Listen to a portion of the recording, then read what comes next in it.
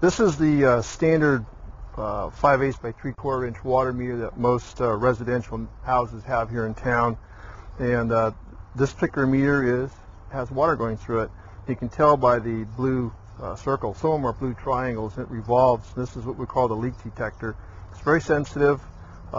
We have just a drip, drip, drip going through, and this thing will move. You might have to watch it for 5 minutes to detect that movement, but it will move. If we open the faucet a little bit more, and say like this is comparable to getting a glass of water in the kitchen sink. That's how fast it would move. Now what we do is our meter readers come by every 2 months, and we'll read the meter, and we're going to read these 4 digits here, these zeros right there, with the black zeros with a white background. They'll read those numbers, and you compare the reading from the first reading. 2 months later they come back and they read it again, and the difference is what your water bill is, what the consumption of the water you use. And you can do this yourself at home by going out, opening your meter box, exposing the register here, and reading these numbers yourself. And if you think you might have a leak in your house, you can check it out by watching for the movement on the leak detector wheel. You can also, a strategy you can use is to read your numbers here on the dial, maybe note the location of the sweep hand, write those numbers down, go to work, you come back, read it again before you used any water, and if there's any difference in these 2 readings, that's how much water went through the meter during the period you were gone, and it tells you whether or not you have a leak or not. This is assuming, of course, your sprinklers didn't come on, your ice maker didn't come on while you were gone. There wasn't any demand for water that you knew of. And so if you're sure that everything is tight and turned off and not being used, but you still have water going through your meter, then you've got a leak someplace in your residence, either in the irrigation system or inside the house.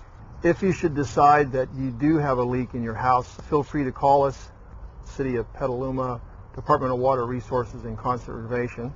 We can be reached at 778-4436 or 778-4392. We have a brochure available to show you how to read your own meter. These are available at City Hall and at the Water Field Office. They're self-explanatory. If you open it up, it shows you how to read the 2 different types of meters that are generally prevalent in the community. This is the older style, which actually we no longer have in Petaluma, except for some in the commercial accounts. All the single-family home residential meters now the odometer type, where you just read the straight numbers. This also shows you how to do the math computation. Most folks like to convert everything into gallons.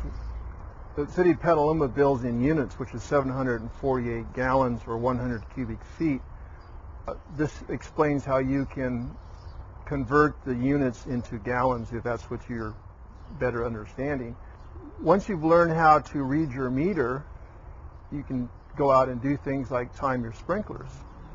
And this explains how you let your sprinklers run for 1 minute while you record how much water went through your meter during that 1 period of time while your sprinklers is on.